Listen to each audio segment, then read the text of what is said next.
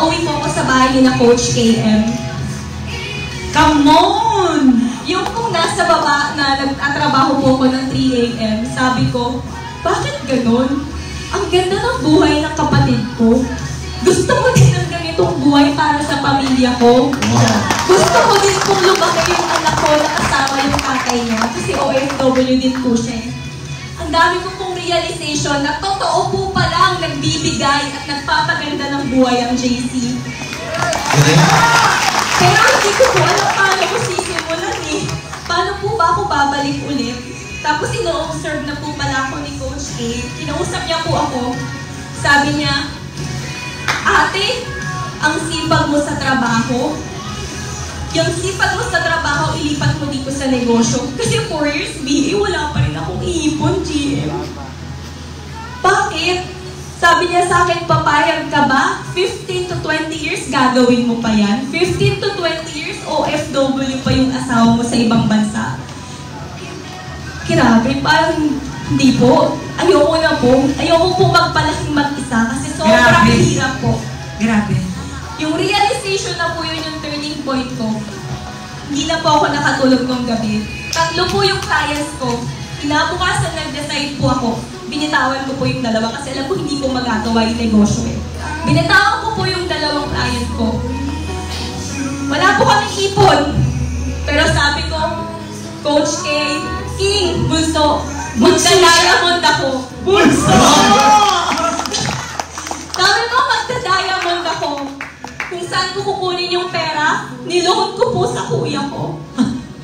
Kuya? Sabi ko yung kuya namin. Sabi ko, pwede nga, naglo-loan ako para magbayad ng utak na wala namang babalik sa akin. Tama. Bakit hindi po ako mag-loan? Tama. Sa negosyo, ang dami na po napatunayan. Grabe! Nag-loan po ako. Grabe! Ginawa ko po ulit yung negosyo. Binigay ko po yung puso at isip ko. Nag-training po ulit Praise God. ako. 5 bullets, GM. Grabe! 5 bullets. Nabaliw po talaga ako. Sobrang nabaliw po talaga ako. Binalikan ko po lahat ng partners ko. 1 month income ko, pagbalik ko, 150,000. What? Second Wow. month ko, 177,000. Grabe! GM, God, no? cash lang naman po yung gusto ko eh. Sabi ko, yes, may hit ko na yung 1M. Sabi niya, tignan mo yung rewards mo in travel mo. Lord, bakit? Na sobrang, ito ba yung reward mo sa akin? Hey! Kapit! Oh, kapit ka! Kapit! Dali, kapit ako. Kapit na! Kakapit kami!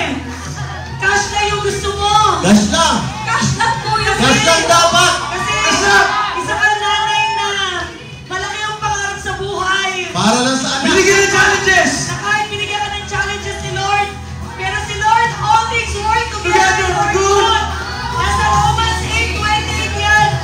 Kung on sa milyon mo, nakuha mo ang libreng Honda BRV na What? Plus! at libreng Switcher!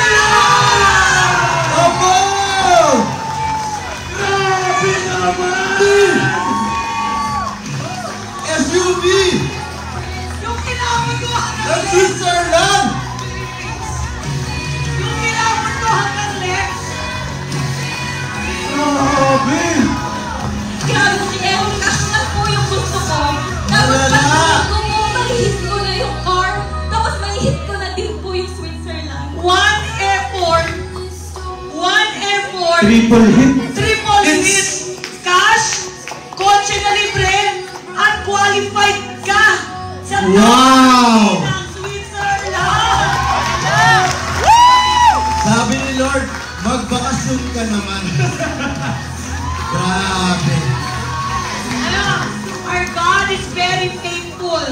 It doesn't mean na nagbibigay siya ng challenges sa mga anak niya, ibig sabihin hindi niya na mahal. Diba? Alam mo, may mga kanya-kanya tayong challenges, but then, ang sarap lang kasi victorious kanyang iaangat sa tamang panahon. Dahil hindi kayo nag-give up. Dahil hindi nag-give up si King Mark. Maraming salamat Thank sa you, buhay mo, Boy. pero ka na umalis.